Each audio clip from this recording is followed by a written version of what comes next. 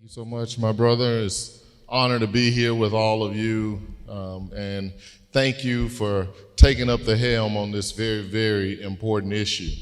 I want to echo some of the comments that were just made. We are in a crisis. We are in a moment right now in history where we can go up or we can go down. The things that are happening in our community are so brazen. It's appalling to see the things that have been taking place. And all throughout the campaign trail and since I took office January 1st, I've been beating the drum that it's going to take a unified approach to change what we're seeing. It's going to take the whole community to change what we're seeing. We didn't get here overnight. We have young people that are making what I say are logical choices. And it sounds crazy when you say that. Well, how are they making logical choices? They're doing all of these bad things. But we have young people that see a pathway of poverty and despair, and then they see another pathway to get to a means for resources, to get money, to get an enjoyable life. And it sounds crazy, but they're making that choice because it's the only thing they know. It's incumbent upon all of us, everyone in this room, to show them that there's another path, that there's another route to get to that quality of life that they're looking for. We need our whole community to wrap our arms around our young people because they're crying out. What we're seeing is a plea for help. We're seeing them do all of these crazy things, but it seems like nobody's listening. And so they continue to do the same thing. And so when they ask, what is it going to take? How do we change it? I always tell people the same answer. It doesn't matter what room I'm in, whether your race, religion, background, I think it's the same answer. One, we got to hold people accountable. So if you're out here terrorizing our neighborhoods and communities, we're going to have to get you off the streets. It's just point blank, period. We can't tolerate it. But number two, and this is equally important, is the intervention and prevention. Because for far too long, what we've done is we've watched our young people go down the wrong path, and we wait until they mess up so bad that we have to hold them accountable later. What we need to do as a full community is to identify those young people headed down the wrong path and engage them in a different way.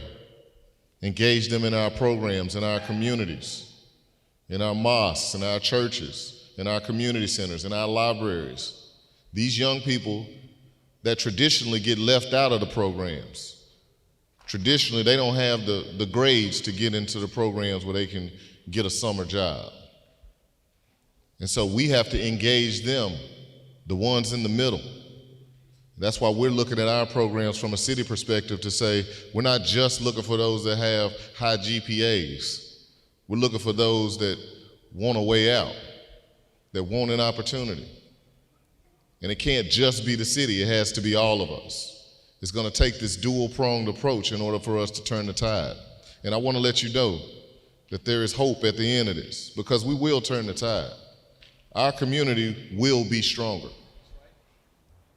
And it's because we're going to do it together, because we're going to have forums like this until we get it right, until each and every person in our community goes back and touches those young people around them. Because I want to remind you of this. For every young person that's out there doing bad, there's somebody that knows that kid. There's somebody that they're connected to that can tell them the right path. And they're just waiting on them to give them that guidance. That's going to be the approach. And we're working on it from a number of angles. From a city perspective, we're aligning resources, we're setting up programs. Just a couple of days ago, I had a meeting with some of the individuals that are out here in the streets. We got them in a room and we talked to them about some of the things that we're ambitioning towards, like trying to get a 7-day ceasefire, where we can just stop the killings for 7 days. That's a start. And they were receptive. They were surprised that the mayor would even come to them on their turf and ask. And that won't be the last time, because it's going to take all of us. And we got to engage the subjects of our conversation. It's not good enough for us to just talk about this amongst ourselves, amongst the people that aren't out here doing the dirt. We got to talk to the ones that are out there and hear their why. And once we hear their why, we come up with the solutions that are going to resolve those challenges. And so I want you all to know that you have a partner in the mayor's office who's going to work with you and going to work with this whole community until we get this thing right. So I'll pause there and step over. I know we want to do a little bit of Q&A, and we'll take it from there. Thank you, guys.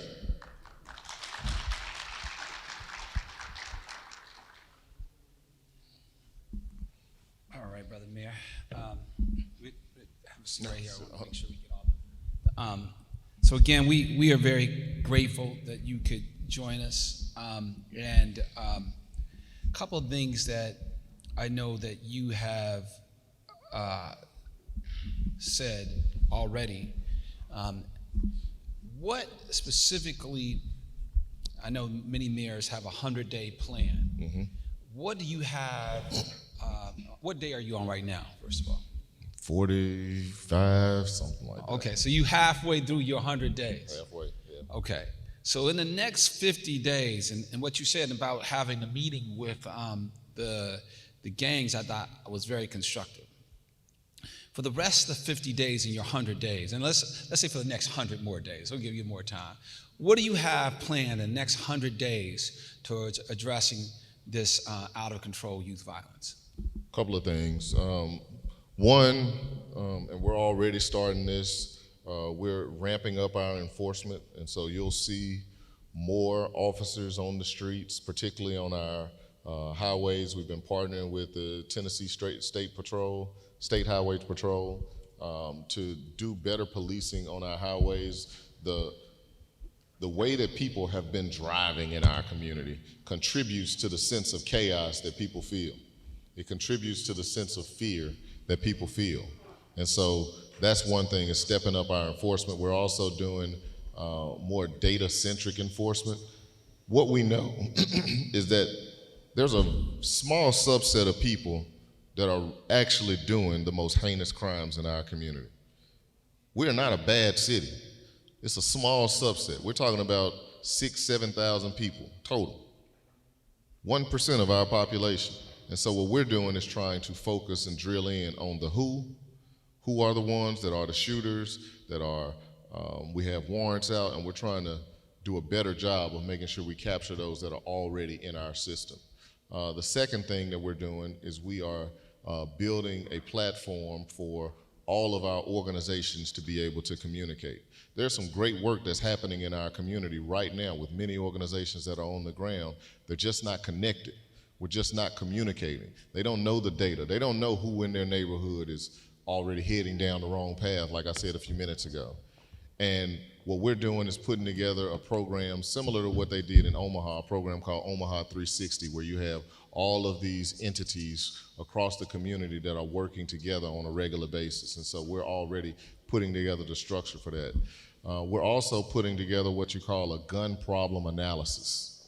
With a gun problem analysis, what you do is you go back for the last 2 years and you map all of the shootings, fatal and non-fatal shootings that have taken place over the last 2 years. And what we're working to do is do network mapping. Who were those individuals connected to? How many of them were associated with gangs and other street beefs and things of that nature, so that we can get a better handle on what's actually happening, who's most likely to do the next shooting, and who's most likely to be the next victim. Those are the types of things that we're doing from a data-centric approach to make sure that we are going to get those with the highest propensity for the things that we're seeing off the streets. You know, I'm very excited about the fact that you are using data-driven models to bring about results. I'm in the technology business myself, and so I know we focus our metrics on based on data as well. So in that context, one of the things that we talked about here earlier before you arrived was the importance of parents and teachers in the equation. Every last person who is committing violence, as was stated with this young man who killed our beloved fathers over the last weekend, every one of them comes from a home. And most of them come from Shelby County Public Schools, probably 99% of them. Mm-hmm. So we know that they're coming from homes and our schools that we're funding. What are we doing to double down on the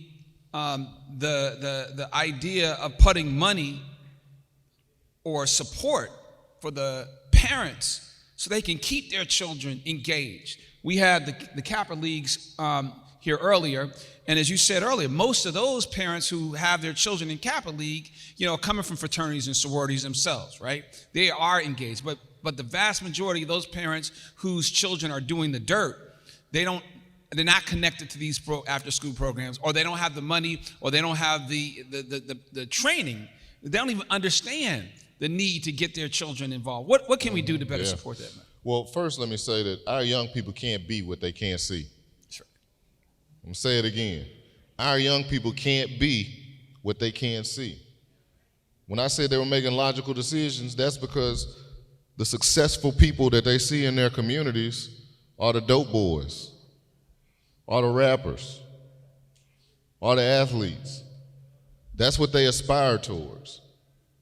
In fact, when I had that meeting the other day that I was talking about, one of the young men said, bruh, you just don't know how much power you have, man, because if we saw you come to our hood, man, we might change what we're doing. We don't never see nobody like you come over there and talk to us.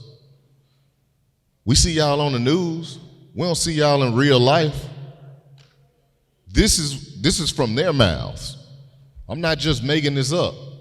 And so we certainly have parents that are not equipped. Parents that grew up in the same conditions that our young people are growing up in. We have other parents that are working hard and they're not able to be at home because they got 2 or 3 jobs. But for whatever reason, we have far too many kids that are left to their own wilds. So then on that note, is there a possibility, Councilmember Pearl Walker said that the council basically approves about an $800 million budget. Mm-hmm. So as you know, during COVID, the budgets had to be reallocated in order to deal with the pandemic that was upon us. We believe that there's a almost pandemic going on in Memphis. So the question is how much can we reallocate, Brother Mayor, to provide maybe grants for parents who need them in order to get their children in maybe paid after-school programs or paid summer school programs, or even parenting coaching. Have a parenting coach to be able to help me to make sure that I'm doing a better job at getting my young people engaged. Because a lot of the young people are just turned off, and the parents don't know how to actually motivate them. Yeah. So we have an $800 million budget, but I will also say we have a whole lot of needs. And so we're going through our first budget cycle for me as mayor, and we're going to be combing that budget to make sure that we're squeezing as much as we can to put it towards programs that are going to support young people and families. So when I talk about public safety, I'm talking about it in its most holistic sense. And this intervention and prevention is really important. Our Memphis and Shelby County Schools educates our young people from 7 to 3. From 3 to 7, how are we engaging those young people? That's where I think the city comes in. People don't realize that 60% of the factors that drive educational outcomes happen outside of the classroom. Right. That's where the city comes in. And so we're going to be finding dollars. You mentioned the pandemic. During the pandemic, what happened was we got a significant injection of capital from the federal government. And what we are working on, this is another thing that we're doing, is we're working to align our organizations, our entities within the city so that we can receive more federal money. I was on a call with the White House about a month and a half ago, and what they showed me was that Memphis was receiving about $22 million a year in federal funding to support efforts around public safety. They showed me Atlanta's receiving about 220. And Memphis, you might not know this, but Memphis, the city proper, is bigger than Atlanta, the city proper. Wow. We have more people. We're a larger city geographically. And the sole reason that we aren't getting as many resources is because we aren't putting in as many applications because we aren't aligned. And so this is going to be the season of alignment. Go ahead. The season of alignment where we get ourselves in order so that we can take advantage of the resources and change the outcomes for the young people in our city. Very good question. Very good point. On speaking of alignment, as you know, one of the things that we heard with respect to that young man who killed our beloved Fares was that he was just recently arrested and released on bond.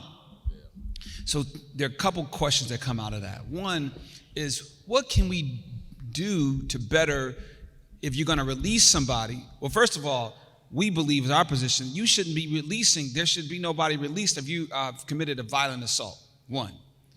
Two, if you're going to release the person, then it's incumbent upon you to actually monitor them. I mean, to me, I think there's even perhaps as a lawyer, a possible cause of action for liability. You release this man, and then he comes out and commits a murder, right? So that's one question, is the type of monitoring.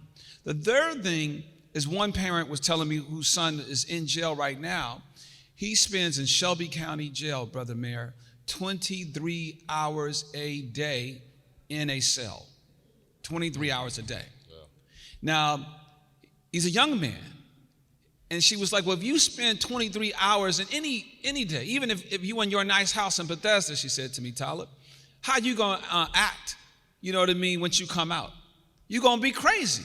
That's what she said. Right. So what can we do, a part of this budget, to make sure that we have rehabilitation in our jails, not just storehousing, so these young people can come out and be even more deranged than they were when they came in?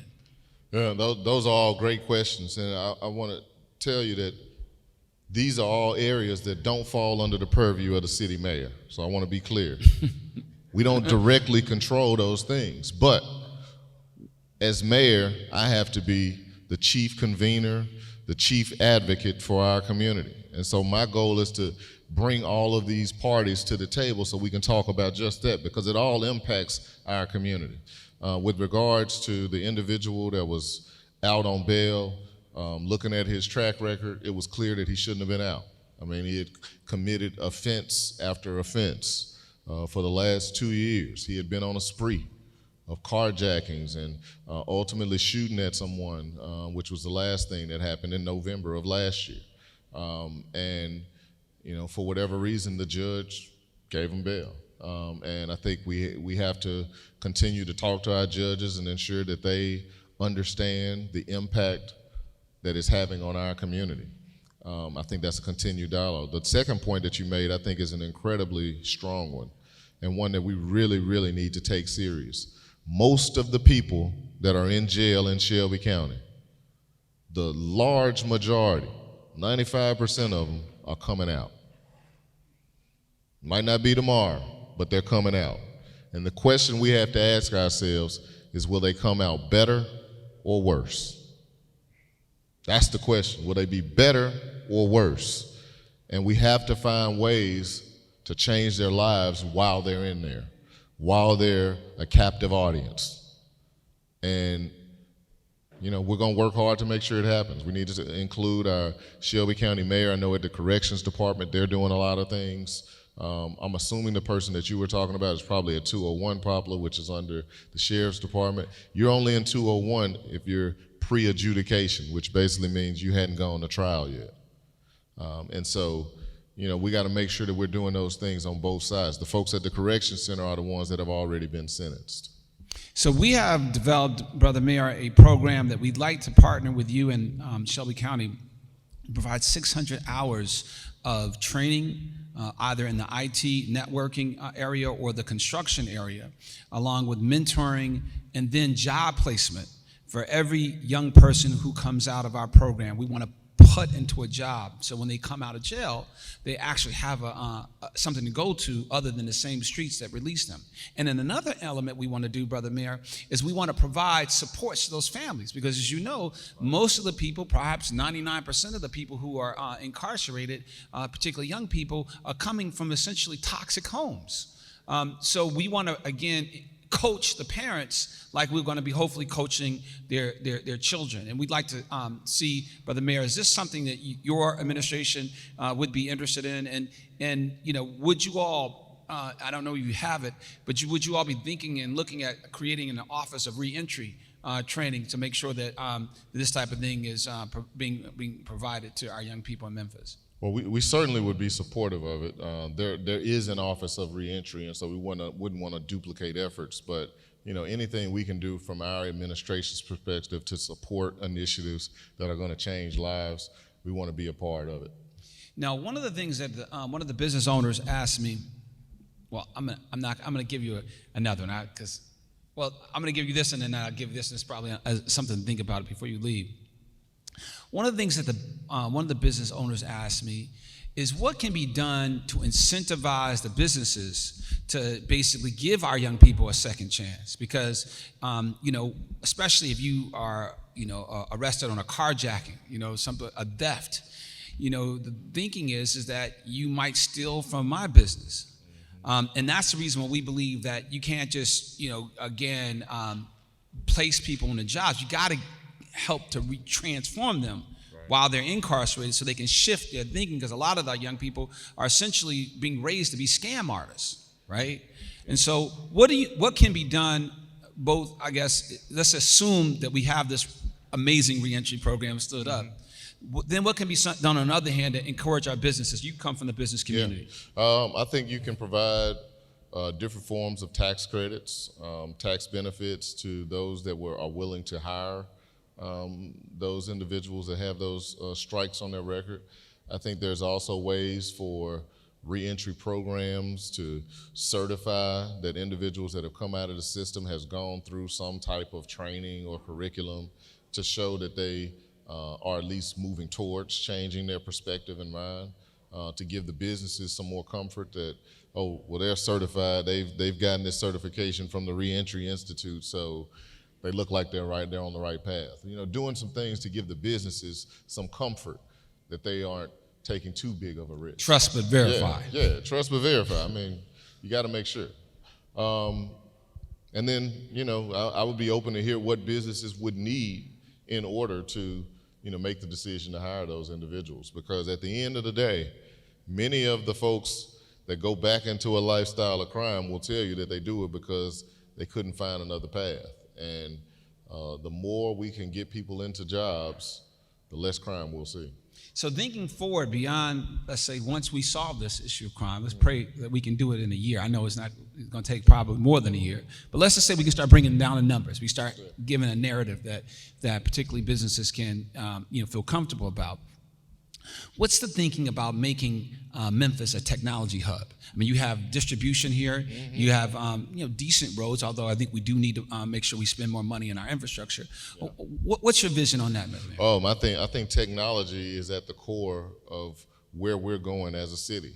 We have Blue Oval City, which is 50 miles from downtown Memphis, that just opened up. They're doing advanced manufacturing of electric vehicles.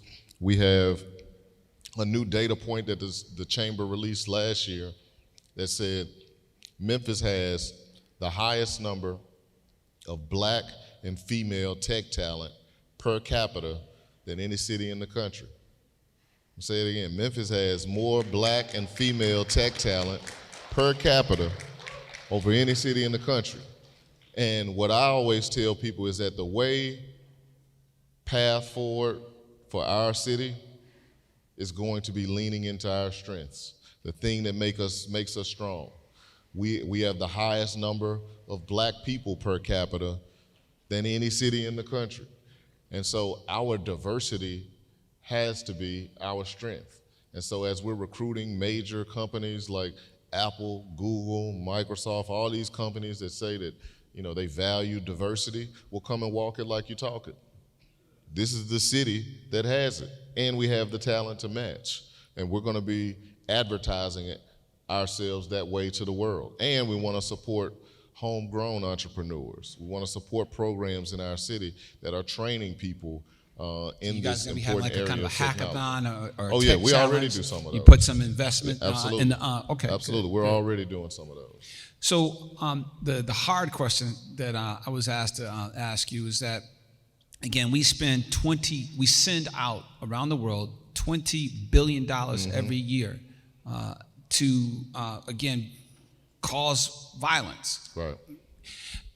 And we spend, on average, we look at the amount of money for both after-school program, the 21st century after-school program that funds a lot of after-school programs, as well as mental health.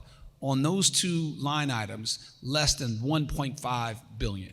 So you can see, on the one hand, to try to cultivate health and well-being amongst your own children, right. 1.5 in order to destroy and create orphans for other families around the world, over 20 billion.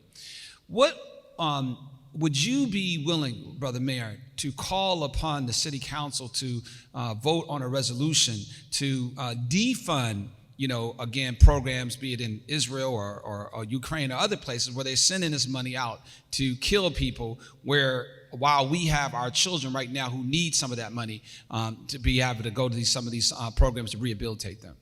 I certainly would support. Obviously, I need to see a resolution before I say I would support it.